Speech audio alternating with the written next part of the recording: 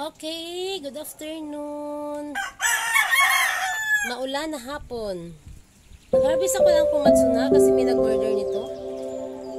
Ayan ang kanyang order. Wow. Fresh na fresh yan ha, ang ating kumatsuna. Ayan, naitali ko na kasi kukunin na dito mamaya. Ayan, ang ating na-harvest. Nakailang harvest na tayo ng kumatsuna natin. So ito, kasi sobra naman yung kumatsuna natin. Nagbinta tayo. Ayan, pangatlong binta na po ito ng ating kumatsuna. O diba? Kahit papano, nakapag-harvest tayo, meron pa tayong pang-ulam. At syempre, may pang-binta tayo, diba? Ayan, magtatanim tayo ulit doon ng kumatsuna. Doon sa ating hinarbisan nito. Ayan, silipin natin doon. Ayan, doon sa kabila yung ating kumatsuna. Umuulan, ayan o, umuulan. Ayan, maambon.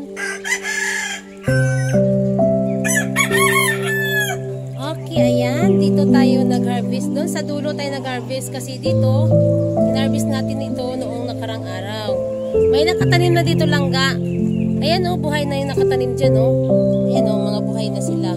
Dito ay, nakatanim dito ay bok choy naman dito. So dito, may nakatanim din dito, mga pichay. Ayan, buhay na yan, mga buhay na. Yung mga pichay dyan. Dito, ito, naibugkal ko na ito kanina. Nung nag-harvest tayo, naglagay na rin po ako dyan ng compost. So ang gagawin ko, tatakpan ko muna yan dahil umuulan para yung compost natin hindi siya malaglag.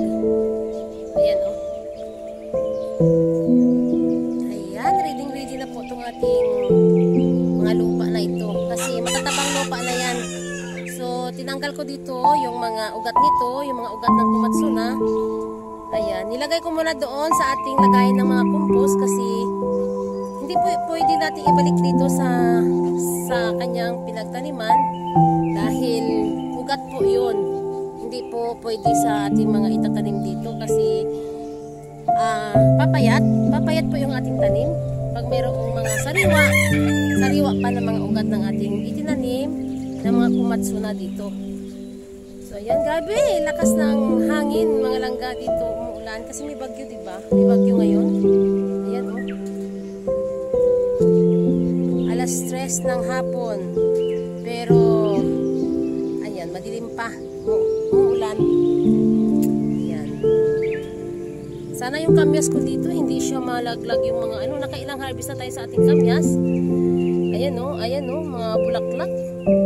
May mga bulaklak na naman, nakailang pitas na ako dito. Maliit lang tong kamyas natin pero mahilig, mabilis po siyang magbunga. Okay, ayan, umuulan na talaga. Grabe.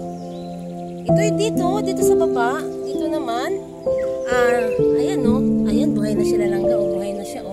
Ito ay mga, ayun ang buhay na kangkong. Ayan, Chinese kangkong ito langga. Kung saan ba yung lagi nating hina-harvest, lagi nating napapakinabangan, doon po ang ating itatanim. Dito naman, oh, ayan oh, yung ating mga sili dito langga. Buhay na yung mga bagong tanim na sili. Ay, naku, magtatanim pala. Ay, maglalagay tayo dito ng balag. Ay, ng stick, natutumba oh. Ayan o, natutumba o, ng ating sili. Ayan, maglalagay tayo dyan mamaya ng stick naman. Lalagyan natin ng stick yan kasi kawawa man yan o. Tingnan nyo, tutumba na. Ayan.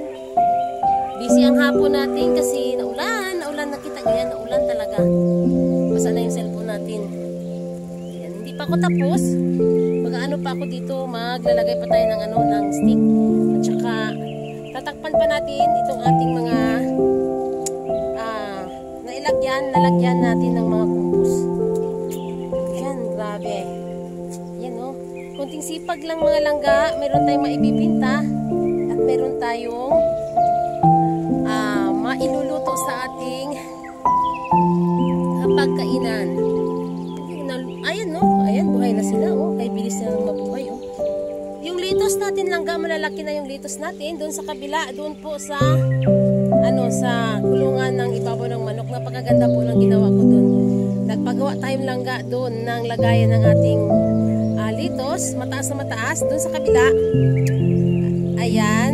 Ayan, i-update natin sa sunod ng araw. Yan dahil yung kulungan ng manok, pinaganda ko langga. Ang laki ng gastos ko. Pero hindi pa tapos. Naglalagay pa tayo ng ng tawag nito. Naglalagay pa ako ng ng pintuan ng mga manok. Ayan. Uy, grabe. Ulan na talaga. Ayan, tatapusin ko muna. Basa na nga ako eh. Pero tatapusin ko muna dun sa dulo. Tatakpan muna natin yan dun. Okay. Ayan, andito na tayo kasi nagkakatok na yung yung kaibigan ko na kukuha nitong ating mga tumatsuna. Ayan, para meron tayo ulit pambili ng mga seeds langga. Pambinta natin. Ibinta natin yung sobra. Siyempre, hindi naman tayo mayaman. Pagbinta tayo, di ba? Pag sobra. Ayan. Okay, mga langga. Nagtatapos na tayo sa ating pag-vlog. Ayan. Nangihatid na natin ito. Umuulan na rin. Basa na yung cellphone natin. Ayan. Thank you sa inyong lahat. So, walang sawang panonood sa aking mga vlog. Please subscribe my channel, Inday Names Rooftop Garden. Bye!